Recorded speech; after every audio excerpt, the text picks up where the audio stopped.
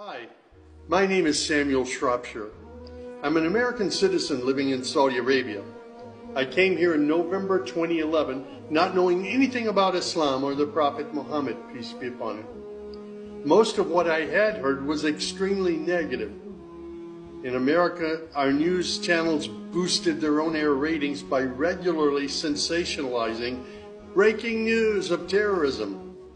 Every 30 minutes, one witnessed horrific scenes of bombings and bloodshed and murder, often one Muslim group fighting against another Muslim group. As killings and beheadings took place, there were always the shouts of Allahu Akbar, Allahu Akbar, God is great. I was invited here to Saudi Arabia by Safi Kaskas to work on what was known as the Q Project. Dr. Kaskas wanted to produce a new, easy-to-read American translation for the next generation of young Americans. Since I could not read or speak Arabic, I wasn't doing any translation work. I was simply invited here to check the English to make certain that this new interpretation of the Quran was easily understood. My work, of course, required that I read the Quran over and over again. Well, as you can imagine, having no knowledge of Islam, I had hundreds and hundreds of questions. I was shocked as I read to find that Jesus, peace be upon him, was often mentioned in the Quran. Jesus was presented as one of the greatest prophets. And even the story of the virgin birth was mentioned there. Many of the miracles that Jesus had done, I found them in the Quran. There were even a couple of Jesus miracles mentioned in the Quran that were not mentioned in the Bible. Evenings were mostly spent alone in a bedroom that had been set up for me in Dr. Safi's office. At night, I would stand on the balcony of that building and I would look across a very busy boulevard to a mosque. And I would hear the calls to prayer. I would see men and women coming to the mosque and leaving the mosque. Children were playing football in the mosque parking lot. Except for the minaret, it appeared to me to look like a typical Christian church in America. My heart longed to be in that mosque. I felt compelled by God to go there. A few months later, I got up the courage to walk down the street and to knock on the door of Taqwa Mosque. Now, nobody knocks on the door of a mosque. Normally, they just open the door and they walk right in. But I was not sure how I'd be received, so I stood there knocking until someone came to the door. That person simply said, "May I help you?" I said, "My name is Samuel. I'm a Christian from the United States. Is it okay if I come inside?" And that man, Shafiq Zubir, who was the caller to prayer, he reached out and he hugged me and he said, "Of course, come in." I sat in the back of the mosque during prayer times for 3 days. I didn't understand what was going on. I saw men standing, bowing, putting their heads to the floor as the Imam led them in prayer. I had little knowledge about what was happening, but I felt God's presence in that mosque. And the men of Taqwa Mosque were so friendly to me. After 3 days, I asked Shafiq if he could teach me the first surah of the Quran, Al-Fatiha. This was a necessary element in praying the 5 daily prayers.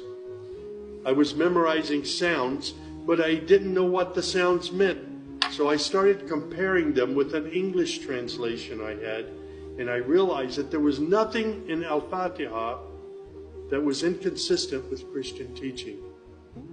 There I read the encouraging words that God was the most merciful, the distributor of mercy and forgiveness. My heart was being strangely touched by the words of the Quran and the love displayed by the men of Taqwa Mosque. Dr. Sadiq Malki would later drive me to the Islamic Education Foundation in Al-Hamra neighborhood of Jeddah, where I said Al-Shahada. According to Islam, we're all equal. There's none above another. There are scholars, but their role is educational. As for the relationship with God, it's personal, it's direct. The faith itself is simple and clear. It's summed up in just 6 points. There is one true God who is unlike any other being.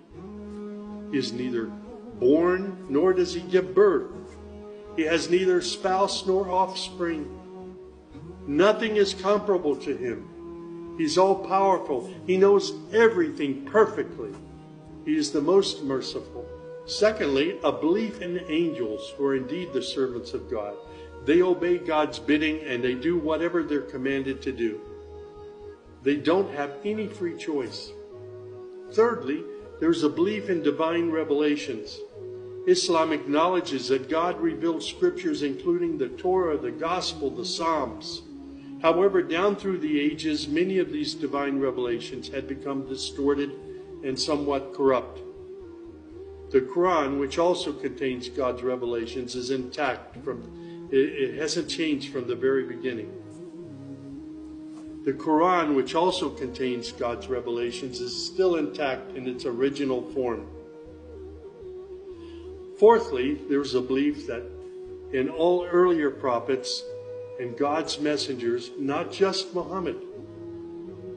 They believe in Abraham and Isaac and Moses and Jesus and hundreds of other prophets. They believe that the prophets were the best of mankind. Muslims believe in the last day. That's to say, this includes the belief in all that God and His messenger have told us about what happens after death, including recording of good and bad deeds, the resurrection and the gathering of all creatures, the reckoning that will take place on the great judgment day, the prophet's intercession, as well as heaven and hell. Man's ultimate aim will be to save himself on that day. Muslims believe in the divine destiny of predestination. Whatever God wills is certain to take place, and what He has not willed will never take place. This present life is a test for man, and man should endeavor to pass this test. These tenets of faith appeared to me entirely consistent with human nature. And then I asked, how can one become a Muslim? My search showed me that one needs to fulfill 5 specific duties, which are called the pillars of Islam. These are: first, a declaration to believe and to say verbally, I witness that there is no other deity other than God, and that Muhammad, along with all the other prophets, is God's messenger. Prayer is an important part of a Muslim's life. Muslims seek to maintain the 5 daily prayers. These are spread out over the day and night. Thirdly, there's the zakat. 2.5% of one's property is an obligatory charity, provided that one owns more than a certain threshold and holds it for a year. Then there's fasting. Fasting is an important part of the Muslim's life. Muslims fast throughout the month of Ramadan. They do this every year, abstaining from all food, drink, and sex, from dawn till sunset.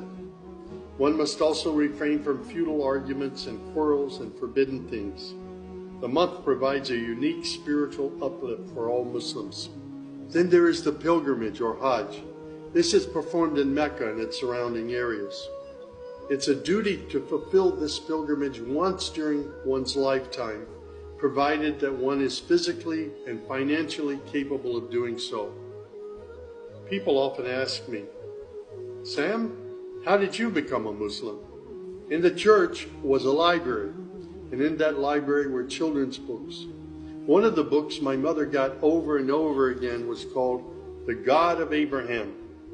In that book were beautiful color photos of camels and deserts. She would read me the story of Abraham, how he was commanded by God to leave his mother and father because they were worshiping idols. She would pause and she would say, Sammy, you always have to pray to the God of Abraham. There is only one true God, the God of Abraham. My commitment to God has been strong and enduring since my younger years. And now I have found absolute peace in Islam, in a faith that I once thought was hostile. I found friendship and hope amongst a fraternity of other Muslim brothers and sisters. I have found a family of believers.